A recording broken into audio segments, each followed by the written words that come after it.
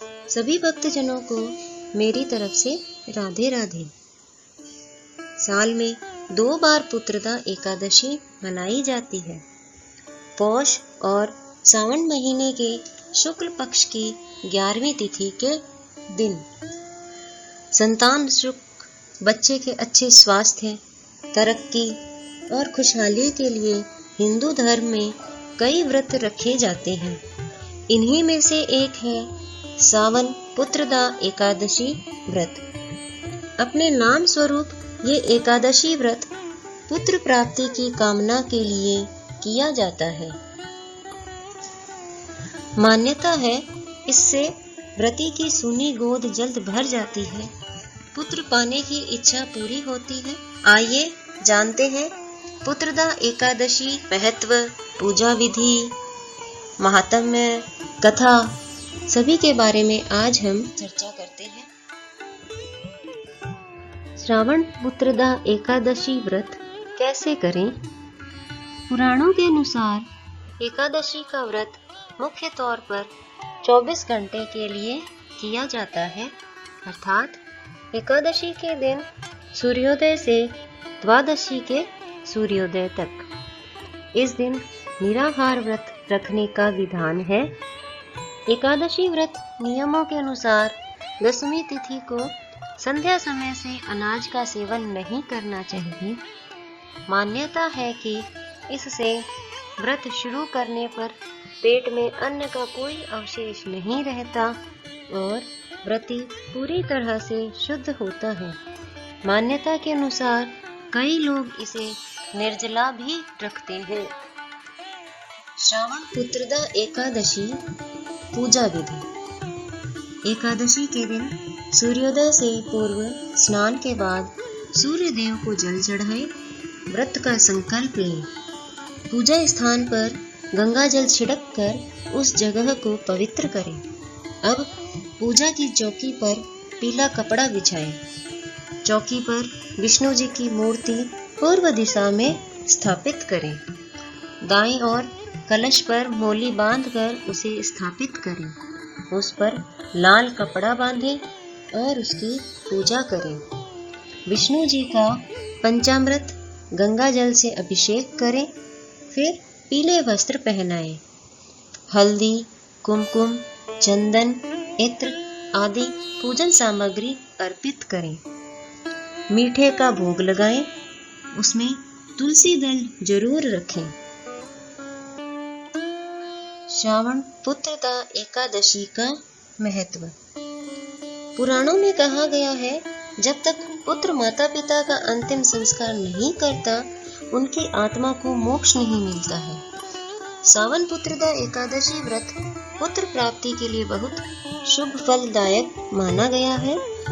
कई बार ग्रह दोष, पितृ दोष के कारण संतान सुख नहीं मिल पाता, लेकिन सावन पुत्रदा एकादशी व्रत के प्रभाव से ये समस्त दोष खत्म हो जाते हैं और व्यक्ति भौतिक सुख प्राप्त करता है। श्रावण पुत्रदा एकादशी व्रत नियम। एकादशी व्रत के दिन व्रती को सुबह देर तक नहीं सोना चाहिए। दोपहर और रात्रि में भी जागरण करें। विष्णु जी की भक्ति में लीन रहें। एकादशी के दिन मन और कर्म से शुद्धता बनाए रखें। ब्रह्मचर्य का पालन करें। किसी को अपशब्द ना बोलें।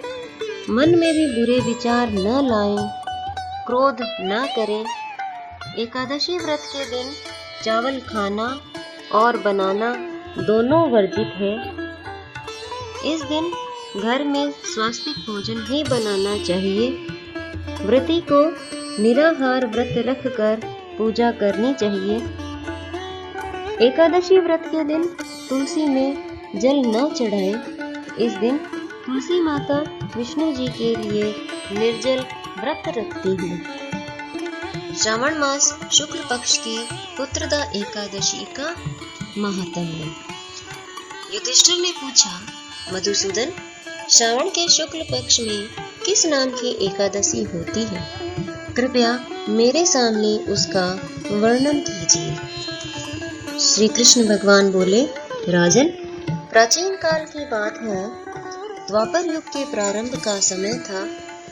माहिष्मतीपुर में राजा महिजित अपने राज्य का पालन करते थे, किंतु उन्हें कोई पुत्र नहीं था, इसलिए वह राज्य उन्हें सुखदायक नहीं प्रतीत होता था। अपनी अवस्था अधिक देख राजा को बड़ी चिंता हुई।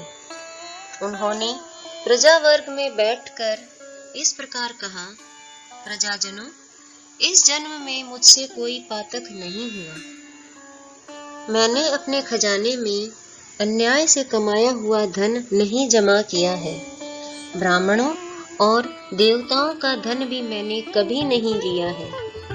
प्रजा का पुत्रवत पालन किया, धर्म से पृथ्वी पर अधिकार जमाया तथा दुष्टों को वे बंधु और पुत्रों के समान ही क्यों न रहे हों दंड दिया है। श्रेष्ठ पुरुषों का सदा सम्मान किया और किसी को द्वेष का पात्र नहीं समझा। फिर क्या कारण है जो मेरे घर में आज तक पुत्र उत्पन्न नहीं हुआ? आप लोग इसका विचार करें। राजा के वचन सुनकर प्रजा और पुरोहितों के साथ ब्राह्मणों ने उनके हित का विचार करके गहन वन में प्रवेश किया। राजा का कल्याण चाहने वाले वे सभी लोग इधर उधर घूमकर ऋषि सेवित आश्रमों की तलाश करने लगे।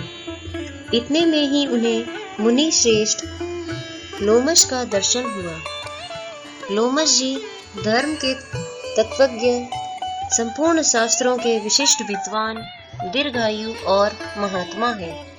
उनका शरीर लोम से भरा हुआ है। वे ब्रह्मा जी के समान तेजस्वी है।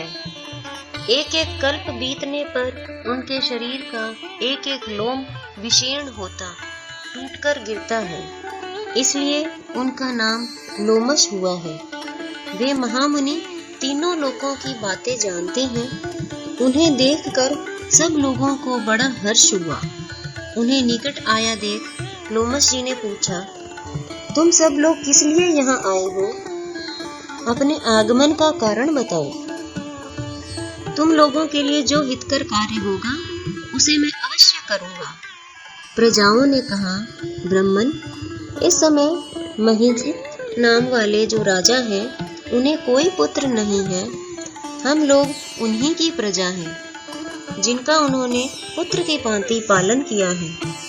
उन्हें पुत्रहीन देख उनके दुख से दुखित हो हम तपस्या करने का दृढ़ निश्चय करके यहाँ आए हैं। द्विजोत्तम, राजा के भाग्य से इस समय हमें आपका दर्शन मिल गया है।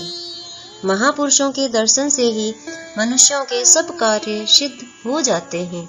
मुने, अब हमें उस उपाय का उपदेश कीजिए जिससे राजा को पुत्र की प्राप्ति हो। उनकी बात सुनकर महर्षि लोमश 2 घड़ी तक ध्यान मग्न हो गए।